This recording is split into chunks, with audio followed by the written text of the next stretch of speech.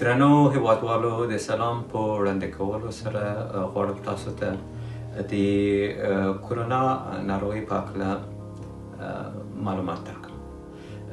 دغه ناروغي یو ویروسي ناروغي ده او په ډېرې چټکۍ سره په ټوله نړۍ کې مخ په خپرېدو ده. له بده مرغه معلومات داسې ښیي چې په یو دوه درې راتلونکو ورځو کې به تر 1 میلیون زیات کسان په دغه ناروغۍ اخته شي. هره ورځ له 1.5 تر 2,000 تنو په دغه ناروغۍ کې ژوند له لاسه ورکړي. هدف مې په دې کې دا ده چې دا ناروغي باید جدي ونیسئ. دغه ناروغي د مخنیوي لپاره باید هڅه وشي چې اړیکې له نورو خلکو سره کمې شي. اړیکې که امکان لري ودرول شي او که چیرې د خلکو سره ګورئ نو له ګڼه ګوڼې ډډه وکړئ او هغه واټن چې 1.5 متر د هغه باید وساتل شي. هڅه وشي چې بهر کې حتی په کور کې لاس پزې او سترګو خولو ته یې نه وړل شي.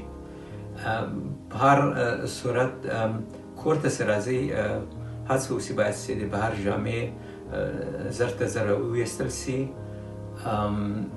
مخکې له دې چې د کور جامې اغوندئ لاسونه پرېمینځئ. لاسونه باید په صابون ښه پرېمینځل شي. پام وکړئ په کور کې چې له خپلو پلرونو میندو سره اړیکې کمې کړئ، لاس مه ورکوئ ځکه هغوی د ډېر د ګواښ سره مخامخ دي. په هغه کسانو کې چې عمر یې له 65 لوړ ده د مړینې اندازه د مړینې کچه تقریبا 14-15% په سلو کې ده. تاسې چې کور کې یاست نو هڅه وکړئ چې له روحي له لحاظه ځان ارام وساتئ. که امکانات در سره وي ښه خواړه وخورئ، پروتین کې ډېري، له ویټامین سي ګټه واخلئ، لیمو ده او که تازه مرچ دي که کیوي ده له دونه ګټه واخلئ او که تابلیت کور کې لرئ ویټامین سي تابلیت تر 2,000-3,000 ملي ګرامه هم په ورځ کې کولی شئ چې واخلئ. له بلې خوا دغه ناروغۍ نښانې یې څه دي، علایم یې څه دي چې د بدن د ځان په درد سره شروع کیږي او بیا وچ ټوخی پیدا کیږي او په ترڅنګ کې تبه منځته راځي. په تبې سره هڅه وکړئ چې که پاراسیتامول کور کې وي یا له درملتونه پاراسیتامول واخلئ چې تبه مو ټیټه شي.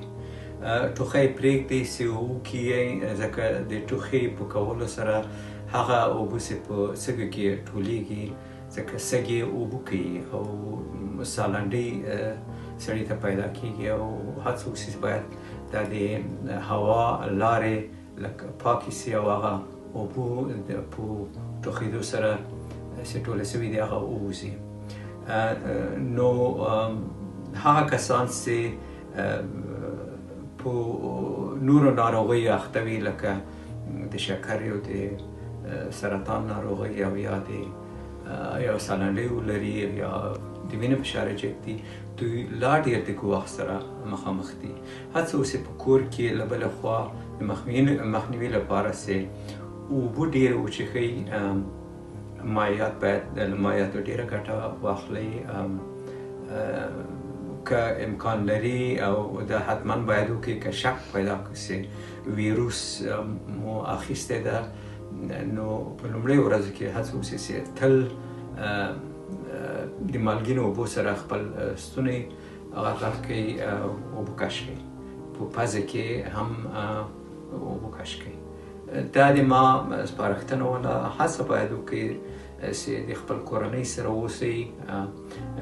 هغه تشه سي پخوا موجوده واسه وخت مو کمو یو دمه د انسان د چاپیریال موږ ټول اړتیا لرو او له دغه فرصته ښه ګټه پورته کوي کور کې د خپل ماشومانو سره پاتې سي د خپل کورنۍ سره پاتې سي مننه